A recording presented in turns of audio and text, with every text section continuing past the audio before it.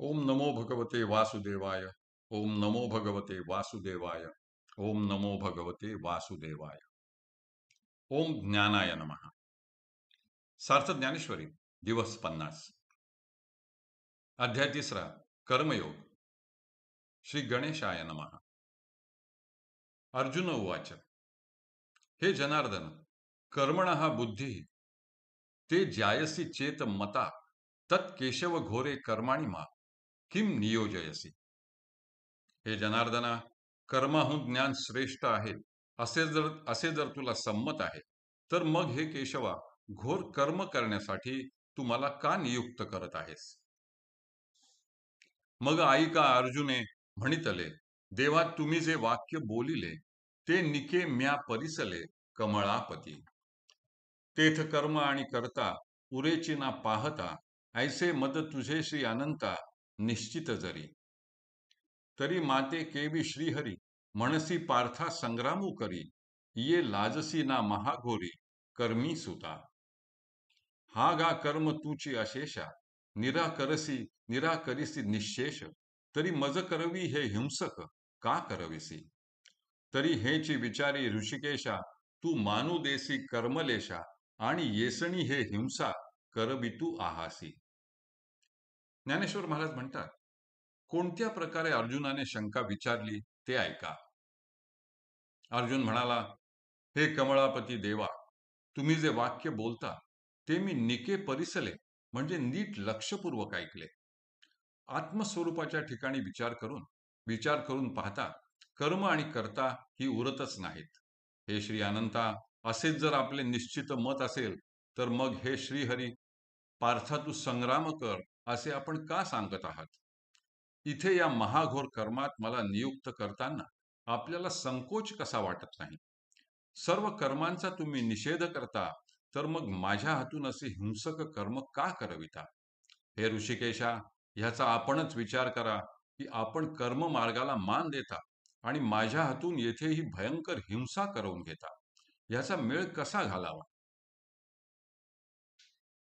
व्यामिश्रेण इव वाक्येन मे बुद्धिं मोहयसी इव तत् येन अहम श्रेयः आपनुयाम तत् एकम निश्चित्य वद। आपण मिश्रित वा घोटाळ्याच्या वाक्याने माझ्या बुद्धीला जणू काही मोहित वा भ्रमित करीत आहात। यास्तव ज्याच्या योगाने मी परम कल्याणास प्राप्त होईन असे एक काहीतरी निश्चित ठरवून मला सांगा। देवा तुवाची ऐसे बोलावे तरी आम्ही नेणती काय करावे। आता संपले म्हणू पा आघवे विवेकाचे। हा गा उपदेशू जरी ऐसा तरी अपभ्रंशू तो कैसा। आता पुरला आम्हा धीमसा आत्मबोधाचा। वेद्युपथ्य वारुनी जाये मग जरी आपणची विषसूये तरी रोगिया कैसेनी जिये सांगई मज। जैसे आंधळे सुईजे आव्हाटा का माजवण दिजे मरकटा तैसा उपदेशू हा गोमटा ओढवला आम्हा। मी आधीची काही नेणे वरी कवळिलो मोहे येणे श्रीकृष्णा विवेकू या कारणे पुसिला तुझ। तब तुझी एक एक नवाई एथ उपदेशा माझी गोवाई तरी अनुसरलिया काई ऐसे कीजे। आम्ही तनु मानू जीवे तुझिया बोला वोटंगावे आणि तुवाची ऐसे करावे तरी सरले म्हण। आता ऐसिया परी बोधिसी तरी निके आम्हा करिसी एथ ज्ञानाची आस कायसी अर्जुन म्हणे। तरी ये जाणीवेचे कीर सरले परी आणिक एक असे जाहले जे थिते हे डहुळले मानस माझे। तेवीची श्रीकृष्णा हे तुझे चरित्र काही नेणिजे जरी चित्त पाहसी माझे येणे मिशे। देवा तुम्हीच जर असे बोलू लागला तर आम्ही नेणत्यांनी म्हणजे अज्ञानी जनांनी काय करावे। आता विवेकाचा सर्व विचारच संपला असे म्हणण्याची वेळ आली आहे। अज्ञान घालविण्यासाठी जर असा संदिग्ध उपदेश कराल तर ह्यापेक्षा मोठा अपभ्रंश कोणता। आता आपल्याकडून आत्मबोधाचे ज्ञान प्राप्त करण्याची आमची धीमसा म्हणजे मनोरथ वा हौस पूर्ण झाली म्हणायची। मला सांगा की वैद्य हा रोग्याची प्रकृती तपासून पथ्याची योजना करून गेल्यावर आपणहूनच औषधात विष घालील तर रोग्याने कसे जगावे?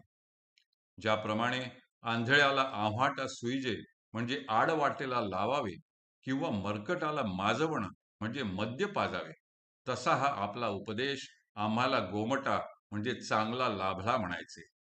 श्रीकृष्णा, आधीच मला काही समजत नाही आणि वरून मोहाने मला ग्रासले आहे, म्हणून तुम्हाला विवेकाची गोष्ट विचारली तर तुमचे आपले एक एक नवलच. तुमच्या उपदेशात सगळाच घोटाळा.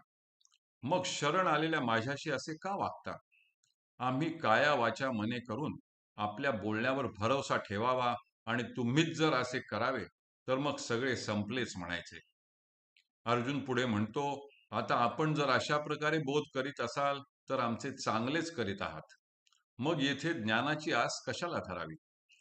जाणीवेची म्हणजे ज्ञान संपादन करण्याची हौस वा इच्छा संपली.